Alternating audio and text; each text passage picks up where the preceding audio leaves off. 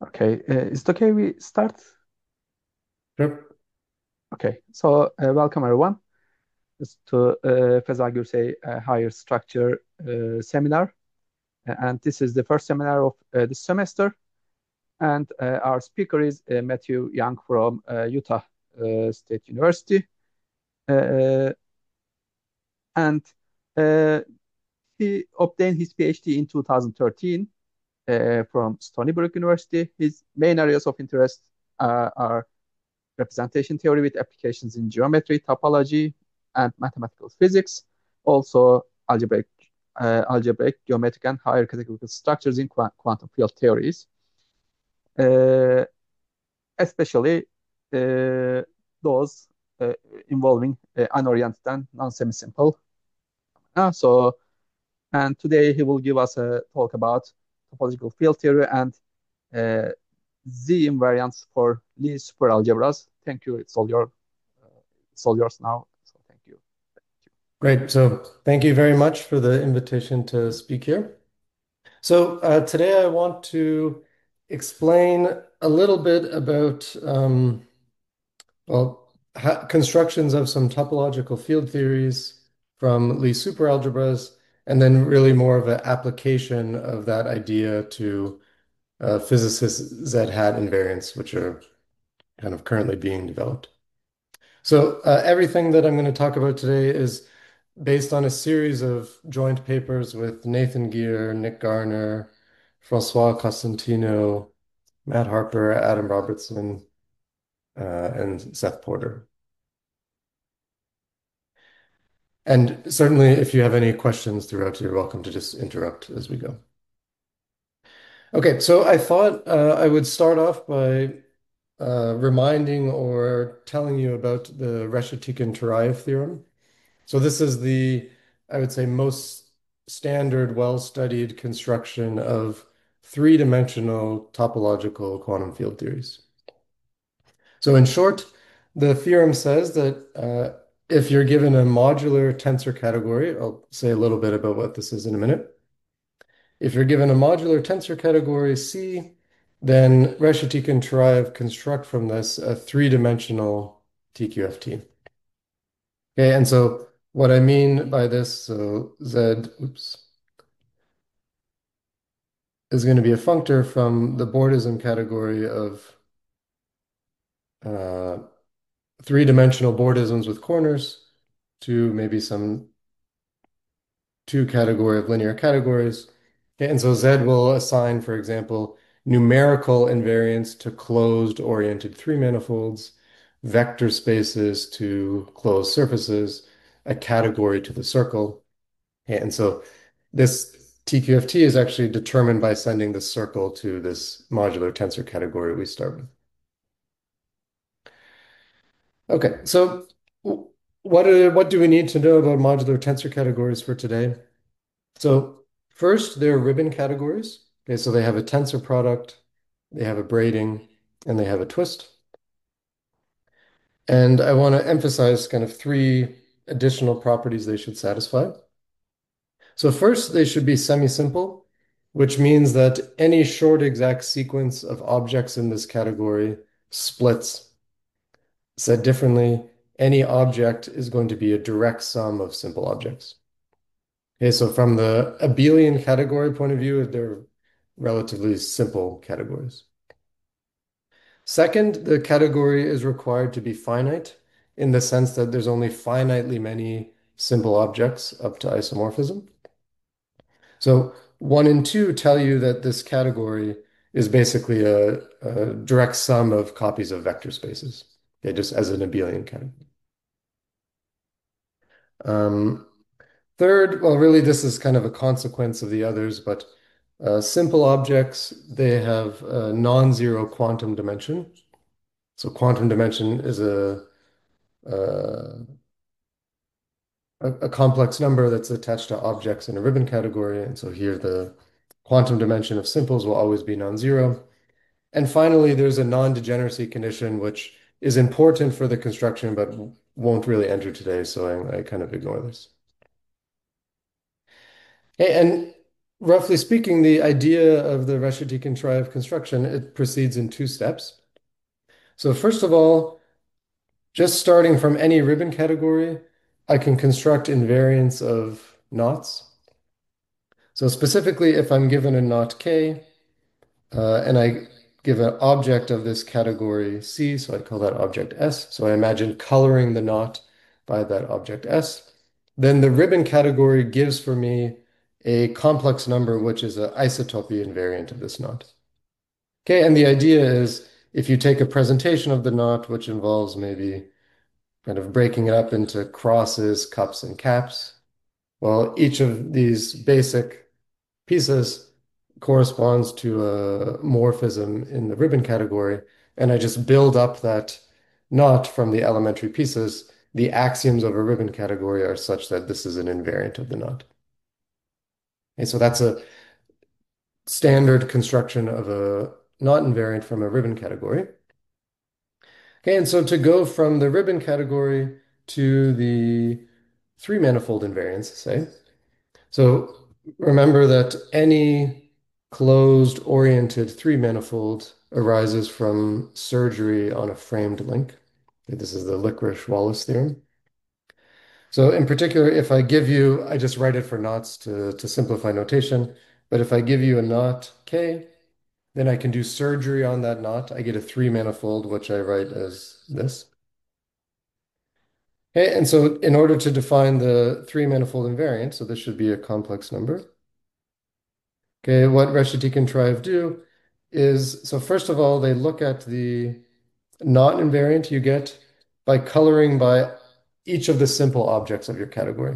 Okay, so S is a simple here. Remember, since the category is finite, there's finitely many simples, and so it makes sense to sum over them. Okay, then it turns out you need to kind of weight this sum by the quantum dimension. Okay, and so this is the first hint that vanishing quantum dimension could be a problem because then some of the simples won't contribute to your invariant.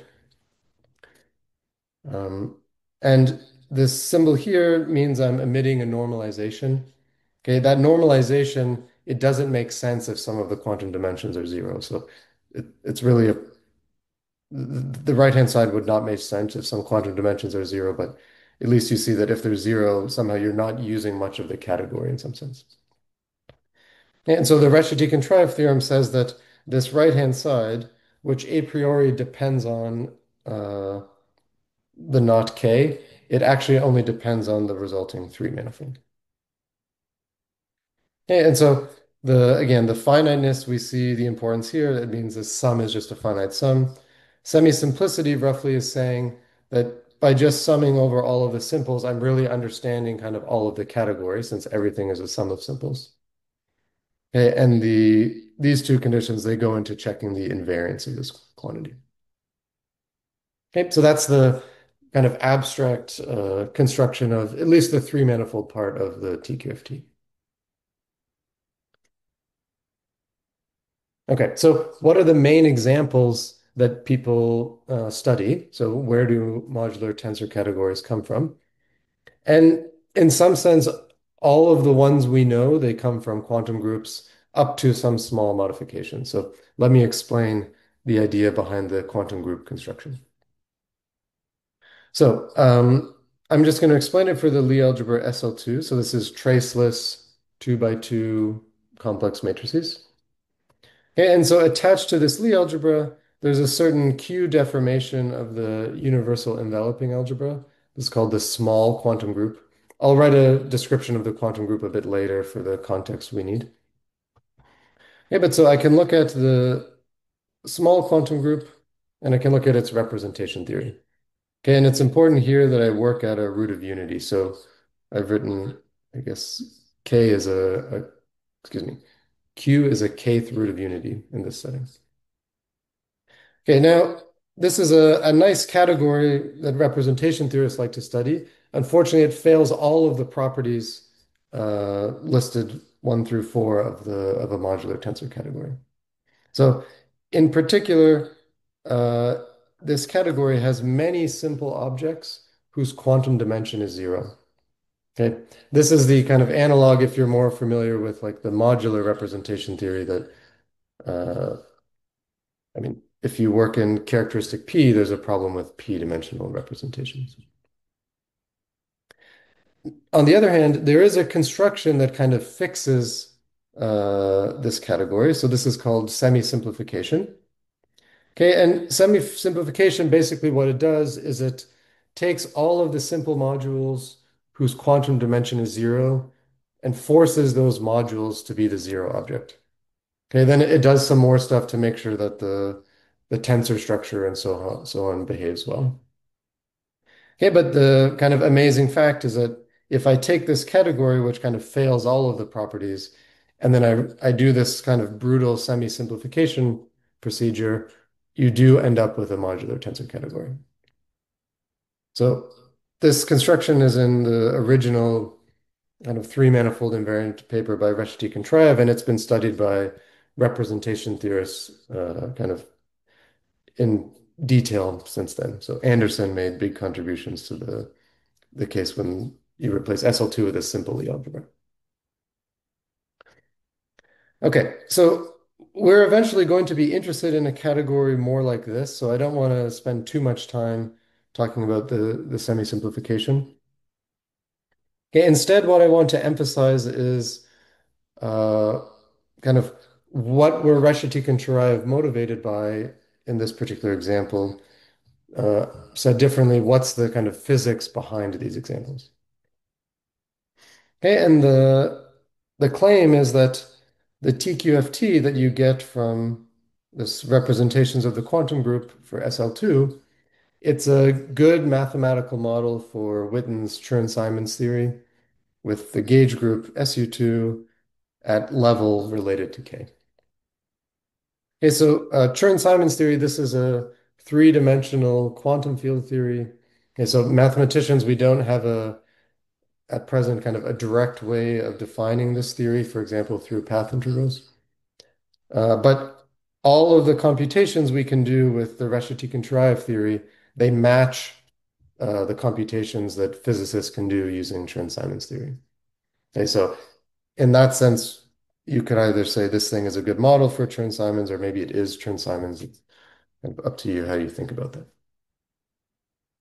And from this perspective, what is this category?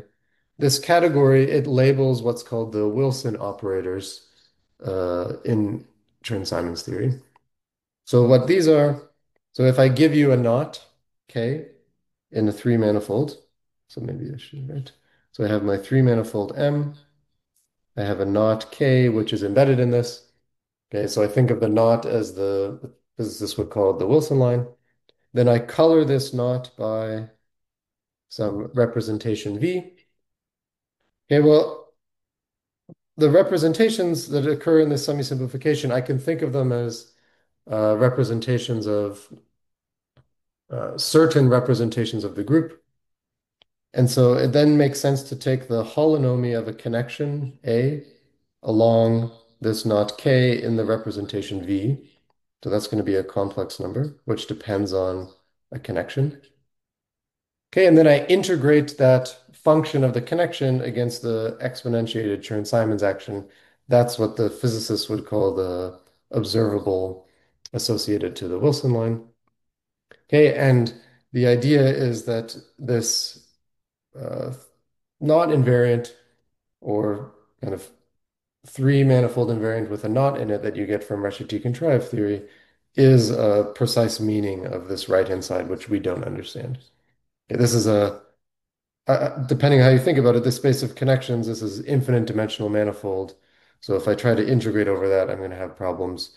If I think of it as connections modulo gauge, that would be singular. So in any case, this right-hand side has problems. Okay, and the most famous example is when I take M to be the three sphere and I color my knot by the two-dimensional standard representation of SU2. Then this quantity is the usual Jones polynomial. Okay, so this is the kind of physical interpretation of the Jones polynomial. If we had a precise meaning of this right-hand side, it would be kind of a manifestly three-dimensional invariant description of the Jones polynomial, whereas this quantum group perspective, it's kind of two-dimensional. I use a presentation of the knot, and I need to check that it's invariant under different presentations. Okay, so if I just need to summarize, so this modular tensor category story, it's related closely to Chern-Simons. Okay, so both of those things have been very well studied. Okay, so where do Z hat invariants enter the story? So the motivation of them, it comes from the following kind of central problem in topology, quantum topology maybe. So what we just talked about on the previous page is that the Jones polynomial at a root of unity, it leads to Reshetikhin triad invariance. Okay, so if in the sense that the Jones polynomial at root of unity, this is the not invariant that we kind of average over to get to the Reshetikhin triad invariant. Okay, on the other hand, Havanov figured out how to categorify the Jones polynomial, at least for generic quantum parameter. Okay, so in other words, the Jones polynomial, this turns out to be a Laurent polynomial in the quantum parameter Q with integer coefficients suitably normalized. Okay, and Havanov found a graded vector space construction whose kind of Poincare polynomial is the Jones polynomial. Okay, and so since the Jones polynomial is somehow responsible for the three-manifold invariance, and the Jones polynomial can be categorified, it's reasonable or optimistic to ask if the three-manifold, the Reshetikhin triad invariance, can be categorified. Okay, so this problem is a now kind of oldish, by the current standards, problem. And well, it's a subtle problem because, like I said, the kind of integrality of the Jones polynomial is kind of clear. When you write the Jones polynomial, it comes to you as a Laurent series. On the other hand, when you do this averaging construction of the Jones polynomial to get the Reshetikhin triad invariance, it's not clear what integrality properties this has. And so physicists, so namely Gukov, Pei, Putrov, and Vafa, they kind of discovered that if you, at least through examples, if you group various contributions of the Reshetikhin triad invariance together, you start to see some kind of hidden integrality. And so the Z hat invariants, they were introduced uh, kind of with the hopes that they're actually the Euler characteristic or Poincare polynomial of some categorification of the Reshetikhin triad invariance. Okay, that categorification is still not known in the mathematical sense, but we do have these Z hat invariants, which are supposed to be some kind of shadow, a decategorification of the categorification. And so what I'm going to talk about today is these Z hat invariants. So it's this partial shadow of the hopeful categorification. Okay, and I'll talk about them more in a minute, but in short, what they are, so for example, for SL2, this Z hat invariant, it's supposed to be some kind of series in a formal parameter Q. Okay, this series should have integer coefficients, so that's the integrality that we're kind of looking for. Okay, and that they're related to some categorification of the Reshetikhin triad invariant, that becomes the statement that we should be able to recover this Reshetikhin triad invariant from this Q series in some way. Okay, and for SL2, which I'm going to talk about in more detail in a minute, this recovering of the Reshetikhin triad invariance from Z hat, this is known for certain manifolds. Um, First, kind of through some work by Gukov, Pei, Putra, Vafa, and then later in a careful sense by Murakami. Okay, so that's the idea behind Z hat is then they're supposed to be related to some categorification of the Reshetikhin triad invariance. Okay. So in a bit more detail, what are these Z hat invariants? So first of all, they have some input data. Okay, so the first piece of input is a Lie superalgebra. So on the previous page, we were looking at the case where G is SL2. Okay, but certainly you should be able to put in any simple Lie algebra, so SLN or SON. But also you should be able to put in various Lie superalgebras. Okay, and it's I don't know and I don't want to try to list what are exactly the conditions on G here, but for example, for example, simple Lie superalgebras, you could try to define this. Okay, so once you fix a Lie superalgebra, these invariants they depend on another invariant of your three manifold.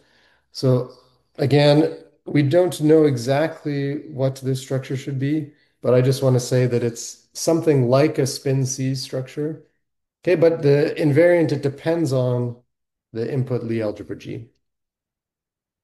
Okay, today all of the examples we'll look at, these really are just spin structures, spin C structures, or multiple spin C structures. Okay, but in general, it's a little bit more complicated and well, I don't want to get into it today. Okay, but so these should be, so once I fix a G, Z hat, they should be invariants of three manifold together with a spin C structure on it.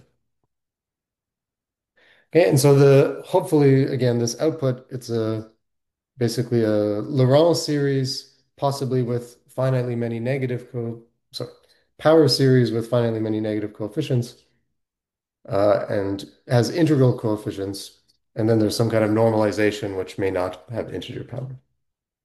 Okay, so the hope then is this element here is a three manifold invariant of the pair M with S. Okay, now the physical construction of the Z hat invariant. So it's a certain what's called an index in M theory. So I was told there might be some physicists here, so this is kind of the main physics of the talk. So just to say it, so you can consider basically a stack of M5 branes or M5 anti-branes, possibly with the orientifold condition. So the kind of the geometry of these branes and anti-branes, they're what lead to the choice of the Lie algebra G. So for example, if you have like N branes, no anti-branes, no orientifold, this will be related to SLN, okay, for example.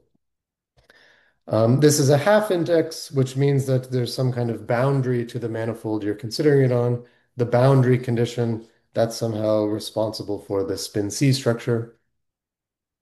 Okay, and since this quantity is supposed to be a index, so meaning it's a trace of some operator over the vector space, well, that operator is basically some power of Q, and so any such trace of an operator, it will have integral coefficients, basically the something like the dimensions of the eigenspace of uh, that operator Q to some power. So this is the physical construction. So as a mathematician, it's hard to use this to kind of move forward. And so at present, the mathematical status of these invariants is they're kind of uh, partially defined and even more partially checked to be invariants. So meaning uh, kind of in a case by case almost uh, way. So once you fix your Lie algebra G, then there's some kind of class of three manifolds which depend on that Lie algebra, for which there's a candidate of the three manifold invariant, meaning, I mean, we'll talk about a concrete case below, but for certain kind of combinatorially defined three manifolds, there's a combinatorial formula for this invariant, for this quantity. But in even less of the cases where this is defined, do we actually know that this quantity actually is an invariant of the three manifold? So it's at the moment, there's not a complete definition of these invariants, but we do know that they're well defined for certain classes of manifolds.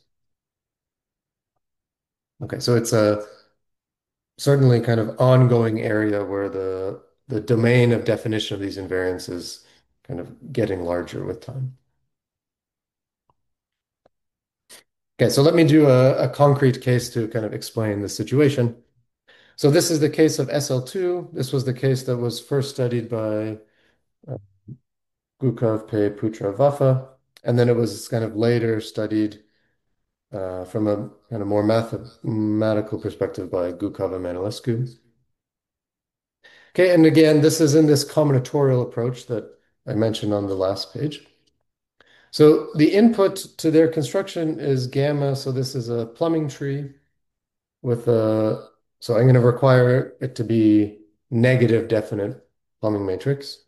So as a reminder, this is some, for example, graph of the form like this, and I need to label each of the vertices by some number. Okay, and this defines for me a link. Well, each of the nodes corresponds to a unlink or unknot, like so. Okay, and if two nodes are attached by an edge, then I hop link those two circles. Okay, so I don't want to draw it here, but so this guy, these two unknots would be linked through a hop link, as would these, as would these, whereas these guys would be not linked. Okay, and these numbers here, they give you the framing of each of these unknots. Okay, so in this way, each plumbing tree, it defines for you a framed link. And so then I can do surgery on that framed link. That gives me a three manifold. Okay, so these are called negative definite plumbed three manifolds. They're exactly the links of normal surface singularities in the plane. So that's a kind of complex singularity theory understanding of them. Okay, so I only restrict attention to such three manifolds. Okay, and then I fix a spin C structure on this three manifold. Okay, it turns out if you study the kind of Den surgery, you can interpret spin C structures. They're an element of this vector space here. So I look at the kind of integer lattice, which is spanned by the vertices of my plumbing graph, and I mod out by kind of twice the image of the plumbing graph. Okay, and then there's a parity condition here. I should the yeah, kind of the value at each of is congruent to each of the framings at each of the vertices. Okay, it's not so important. The main thing is I can just interpret this spin C structure combinatorially in this setting. Okay, and so the definition of the candidate three manifold invariant, so I write it like here. Okay, and notice the right-hand side, it depends on this presentation of the three manifold. So we should view this as a hopefully an invariant of the three manifold, but I would need to check that this is actually independent of how the three manifold's presented. Okay, so that's what I mean where there's a definition of putative invariance, but now we actually need to check their invariant. That's a slightly different problem. Okay, so back to what does this invariant look like? Okay, so there's this combinatorial factor up front. It's not important for today. It's needed to be an invariant, but I ignore it. Okay, so the main thing to understand is what's this integrand here? So first, I have a variable for each of the vertices in my tree. Okay, so I call those xv's. Okay, and now I have a function on all of these variables. This function is kind of the main way that the Lie algebra enters here. So for SL2, this function turns out to be the following product. So it's kind of the same on each of the vertices in some sense. And I just look at the variable minus the inverse of the variable. Okay, and I take it to the power 2 times the valency of that vertex. So the valency here would be 1, the valency here is 3, and so on. Okay, so I have this function here. And now here I have the theta function, which is associated to the plumbing matrix. Okay, so explicitly it's given here. Okay, and I only sum over those lattice points which are congruent to the spin C structure. Okay, so Q enters, well, except for this combinatorial factor, in this theta function. Okay, and so the way to understand this integral is as follows. So I take this function, okay, and now I can expand it kind of about xv equals 0 or xv equals infinity. Okay, I can do each of those expansions. Okay, so once I do that, this guy is going to become a Laurent series in either xv or xv inverse. Okay, so I think of this guy then as a Laurent series. And now I just treat this guy as like a Cauchy principal value integral. Okay, so I want to pick off in this integral basically the coefficient of the constant term in here. Okay, so I think of this guy, it's a Laurent series in the xv's, right? There's some xv's in here.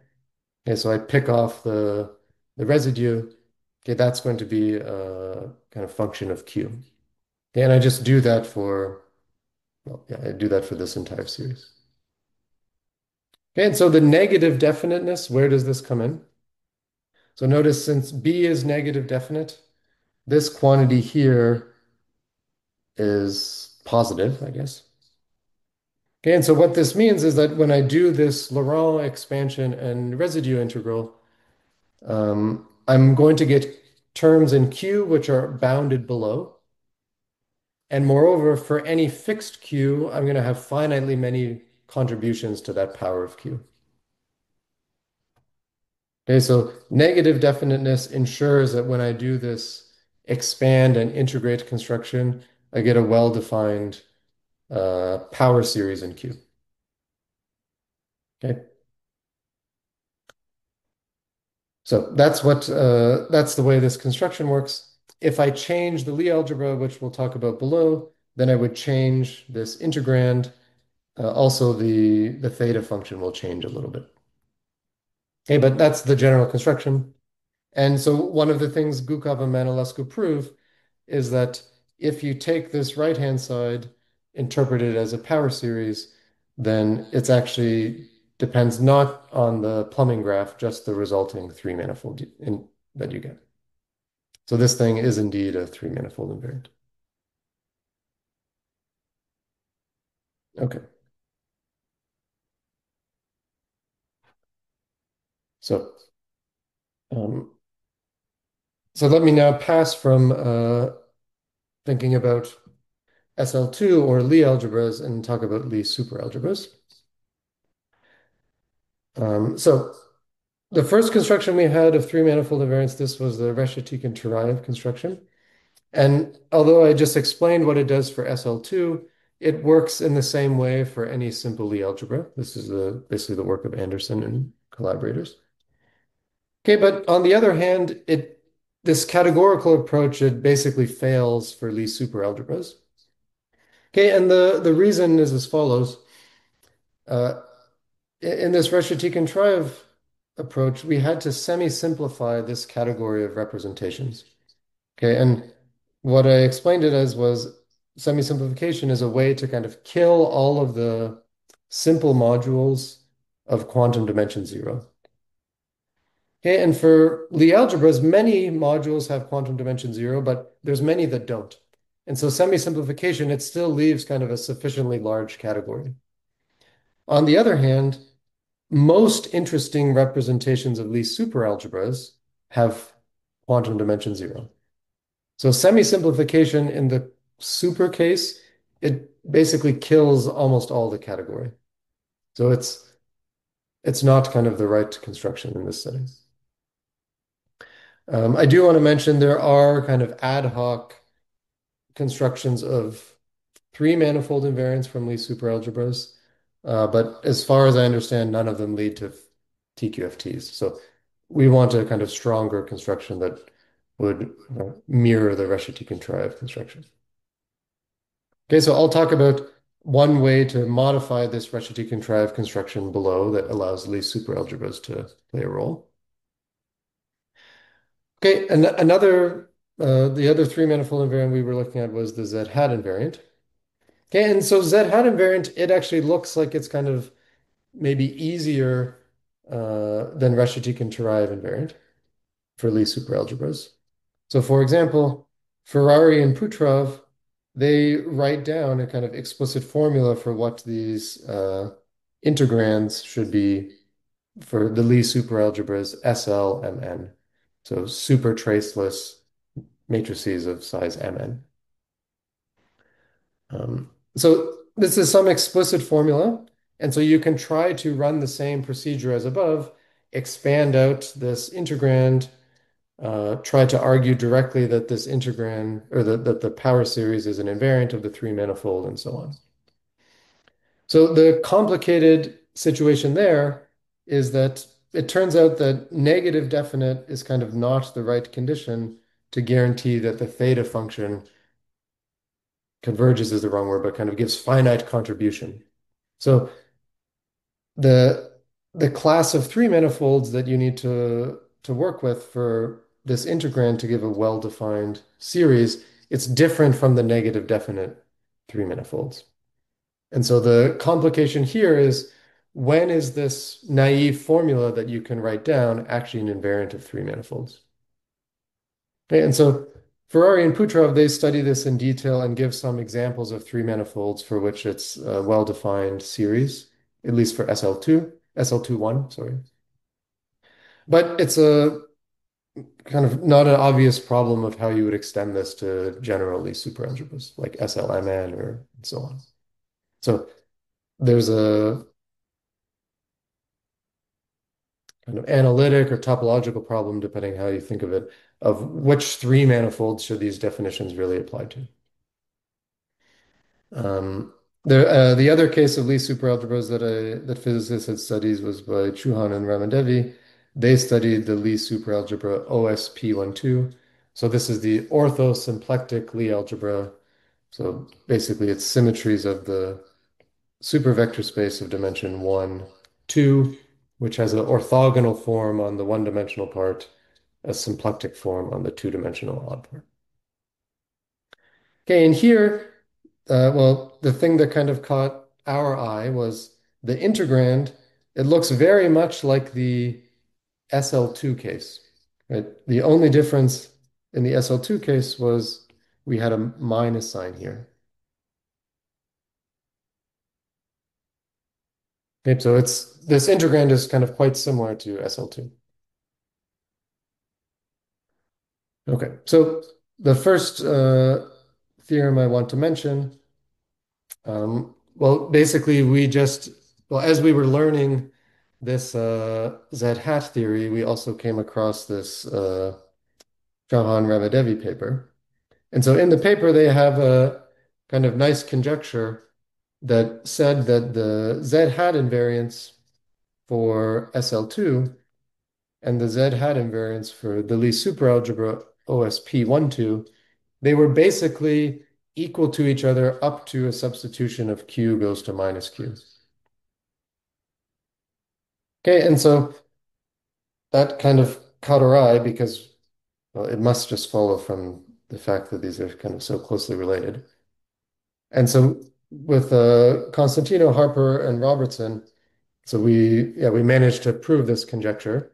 And it's basically true that it just follows from the fact that these signs are different.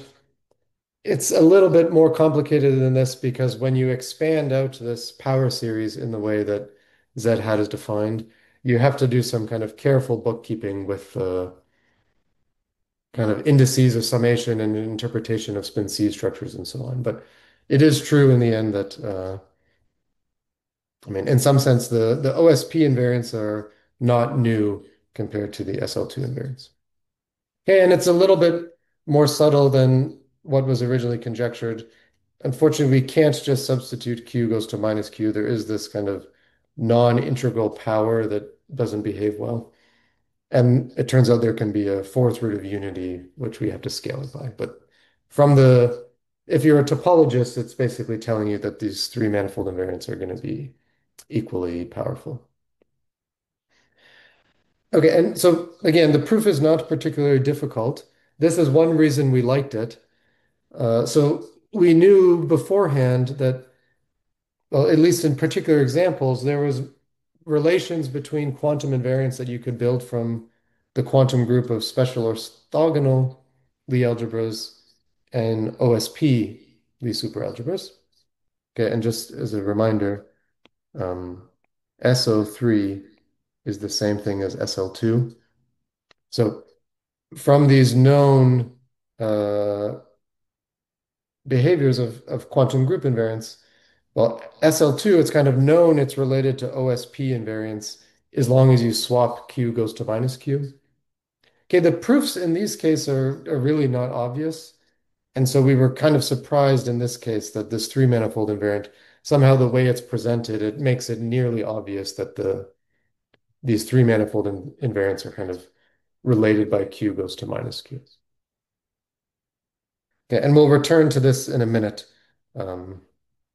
That we're still kind of surprised that this was so easy because what followed was we weren't able to solve. Okay, so now that we have these, well, at least kind of putative definitions of three manifold invariants coming from Lee's superalgebras, one thing that we wanted to understand as someone coming from Reshetikhin-Turaev theory is can we get a more kind of conceptual representation theoretic or categorical understanding of what these invariants are? It's sometimes hard to just work with some very explicit combinatorial definition of these invariants and kind of understand what they mean. So one way we were able to do this is to come at it from the perspective of a non-semi-simple generalization of Reshetikhin-Turaev theory. Okay, so let me explain this a little bit. So this is going back to the failure of the usual Reshetikhin-Turaev case for non-semi-simple categories. Okay, so this is a theory that's been developed in kind of the last 10 years or so by Costantino, Gear, and Patro Murard. So they introduce, and I should really mention Marco De Renzi. He kind of made big contributions to the general setting. So the key notion in this theory is what's called a relative modular category, which you can think is just going to be a non-semi-simple generalization of the modular tensor categories of Reshetikhin and Turaev. Okay, and in short, what this category is, so let me emphasize the kind of differences. So it's still a abelian ribbon category, like the kind of underlying category in the modular tensor case. Okay, and now I'm going to give some additional data on this category. So first of all, I require this category is graded by some abelian group G. Okay, and it should be graded compatibly with the monoidal structure. So for example, if you tensor something in 2 degrees, the result should land in the sum of the degrees. The unit should lie in degree 0, and so on. Secondly, there should be a action of a abelian group on the category, which comes from thinking of the abelian group as degree 0 objects. Okay, so anything in degree 0, if I tensor something in degree G, it will land in degree G. Okay, and so if I think of this abelian group as lying inside here, I can act on this category by tensor product. Okay, and so I require this as like a categorical group action. There's also something called a non-zero modified trace. Let me ignore this for a minute. Okay, but what replaces this semi-simplicity and finiteness conditions? Okay, we can't just throw them away altogether. Okay, but we can relax them, and that's what this data is for. So the first condition tells you that at least for most degrees G, the homogeneous category of degree G, it should be semi-simple. Okay, and what you can think for most is that G is maybe a infinite group like the complex numbers, and X is a finite subset. Okay, that's what it will be in all of the examples. Okay, and semi-simple here again, it means that everything is a sum of simples. Okay, but I do not assume that there's finitely many simples. Okay, so the next axiom is that when I look at this action of the abelian group, right, it's going to act on each homogeneous category. Okay, I require that up to the action of this abelian group, there's finitely many simples. Okay, so usually this abelian group will be infinite. So there'll be infinitely many simples here, but there's finitely many Z orbits of them. Okay, and then there's some generalization of the modularity condition. Okay, and so one consequence of whatever this modified trace is that there's a notion of a modified quantum dimension. Okay, and it has the property that if you take any projective object, its modified quantum dimension is not zero. Okay, so in particular, most of the simples that we threw out in the semi-simplification procedure, these would be simple projectives. So they would have quantum dimension zero, but their modified quantum dimension now we can hope they're non-zero. Okay, so it can hope to fix that construction. Okay. So the theorem, which is due to De Renzi and Blanchet, Costantino, Guir, Petro, Moran, is a generalization of the Reshetikhin-Triaev theorem saying that one of these relative modular tensor categories, they also define a 3D TQFT. Okay, and these 3D TQFTs, they're a little bit, well, they're quite a bit more complicated than the Reshetikhin-Triaev ones. Okay, and let me just focus on what kind of three-manifold invariants do these produce. Okay, so if you compare the Reshetikhin-Turayev theory for any closed-oriented three-manifold, it gives you a complex number, which is an invariant. Okay, this is not how these TQFTs work. These are what are called decorated TQFTs. And so they only assign invariants to three manifolds M, which have a kind of suitable decoration. Okay, let me just ignore for now T. So I throw this out. So the decoration we can think of is it's the data of a degree one cohomology class on M with values in this abelian group, which grades the category. So I can think of this thing, it defines for me a flat G connection on M. Okay, and so if I give you a closed three manifold with a flat G connection, then in suitable cases, I get a three manifold invariant. Okay, what does suitable mean? It means that this connection, it has to be kind of suitably generic in the sense that if I look at the holonomy of this connection around some simple closed curve, I require that the holonomy is generic in the sense that it lives in a degree where these homogeneous subcategories are semi-simple.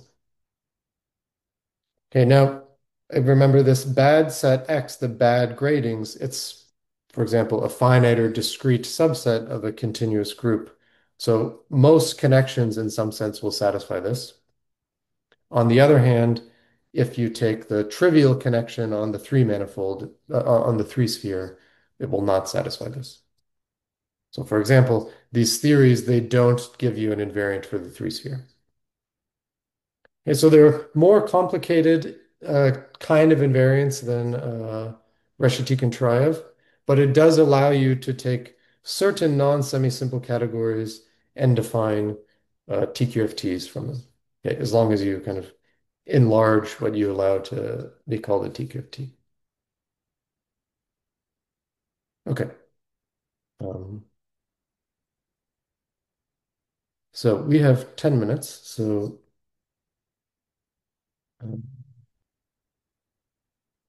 so let me quickly say, where do examples of this come from? Okay, all of the examples, just like in the modular tensor case, all of the examples come from this semi-simplification of quantum groups. All of the examples we know of relative modular categories, they come from what are called unrolled quantum groups. Okay, and since I'm going a bit slower, let me just say very briefly, what does the word unrolled mean in unrolled quantum group? So if I give you a Lie algebra G, okay, I can form the usual quantum group. So this is I just call it the usual one. If you've, sometimes it's called the restricted or DeCongini-Katz quantum group.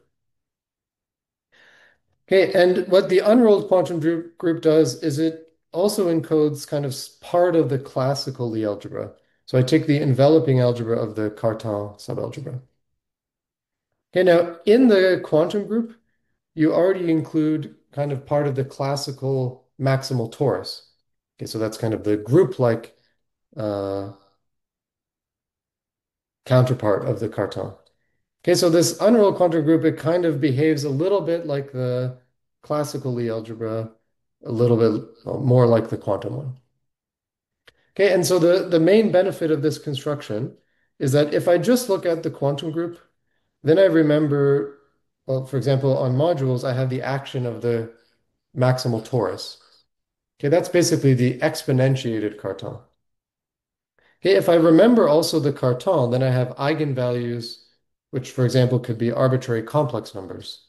Whereas here, the eigenvalues of the maximal torus, these are non-zero complex numbers. They're exponentials of the Cartan. And so this unrolling is kind of morally, you include the logarithm of the maximal torus generators here. Okay, this a priori, it looks like it might not do so much, but it makes it much easier to construct many ribbon structures on the category of modules here. It also allows us to increase the grading. So for example, since I have all of the eigenvalues of how the Cartan acts, I could try to grade my category of modules according to these eigenvalues. Previously, I would just have the exponentiated eigenvalues, and that's kind of a smaller set to grade by. So the key part, in a nutshell, of this unrolled construction is it enlarges the collection of eigenvalues in your modules, and you can use that to build more interesting gradings on your category. Okay. So this grading, again, it's kind of central to understanding these relative modular categories.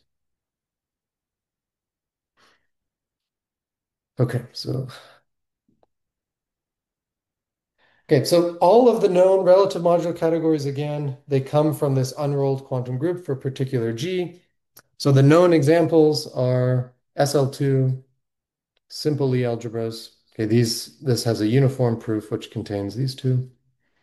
Then there's a proof of the special linearly superalgebras. And that's kind of when I got involved. So I wanted to extend this to GL11, which is kind of a degenerate case. In some sense, it's easier than SLMN, in some sense, it's harder.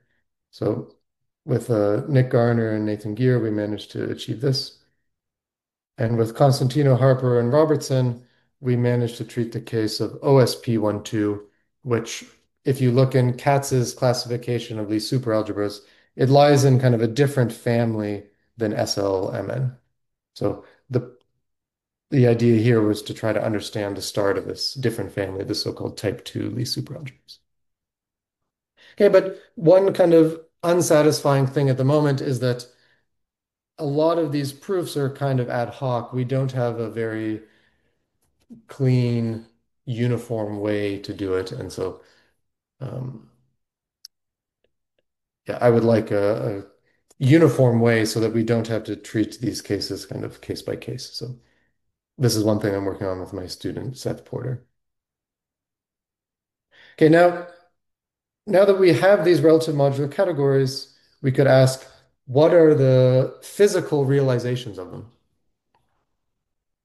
Okay, and so um, this is originally what got me interested in the subject. So I'm interested in how can representation theory help us better understand physics. And two physical theories that I wanted to understand but wasn't able to when I started this project was the Chern-Simons theory, where you take a supergroup as your gauge group. So instead of like SU2, you might take SUMN. Another one was this Rosansky-Witten theory. This is kind of the fermionic counterpart of Chern-Simons theory.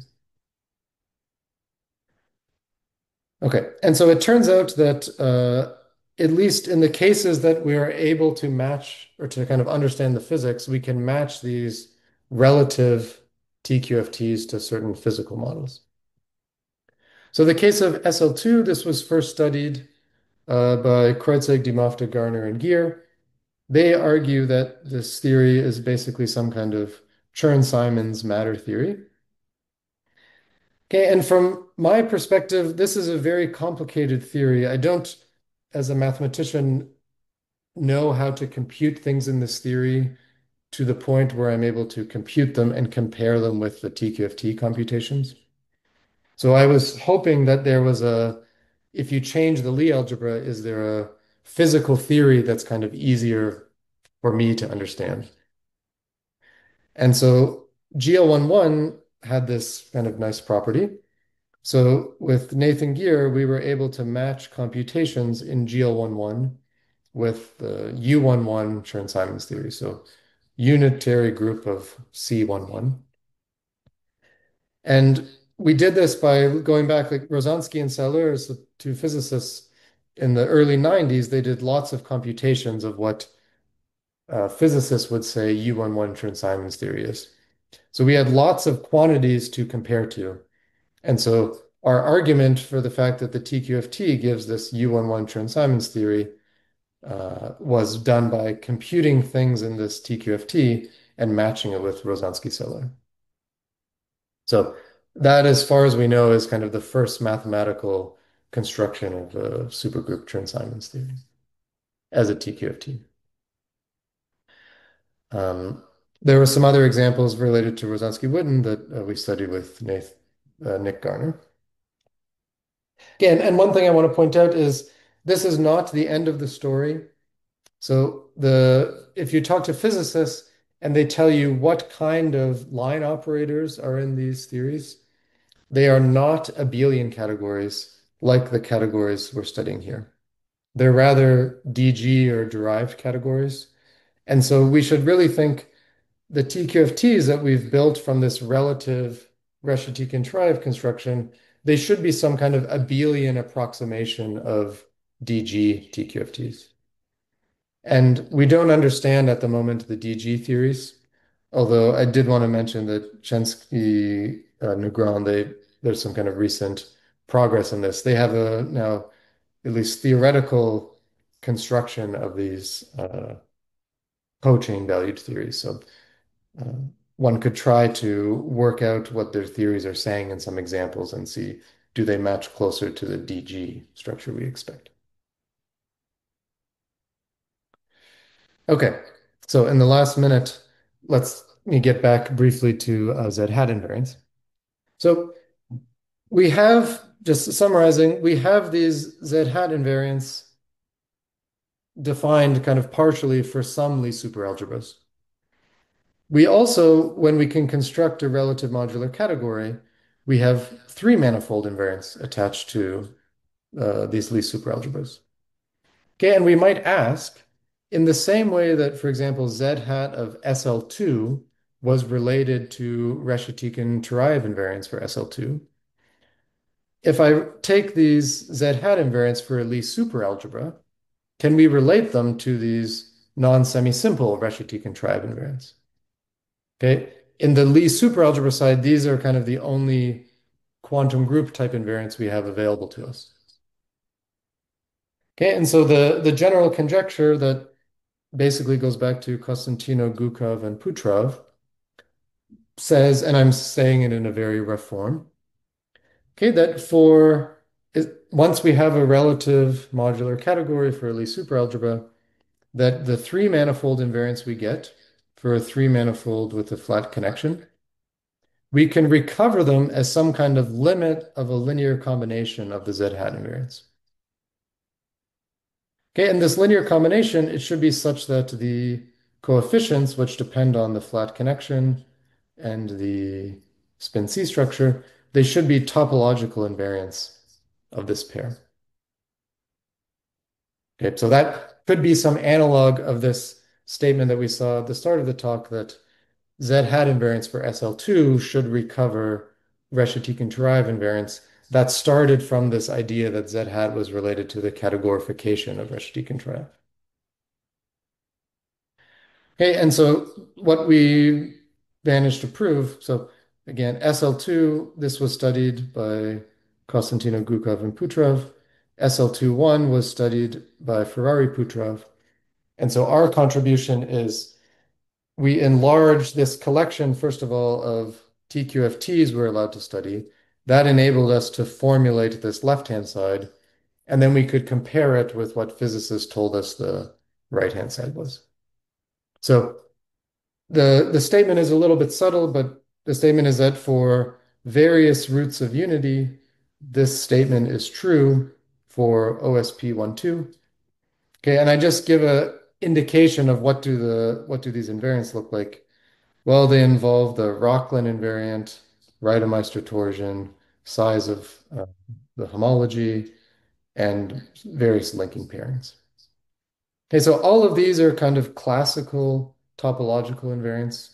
Okay, so it gives some kind of like the limits of these Z hat are related via classical topological invariants to these quantum group invariants. Okay, this is something well, as a representation theorist, we kind of understand it reasonably well. It allows me to think about this right-hand side, which I don't have such a kind of conceptual understanding of. Okay, so I'm a little bit over time, so I will skip the last part. So thank you for your attention. So thank you very much. Uh, any questions?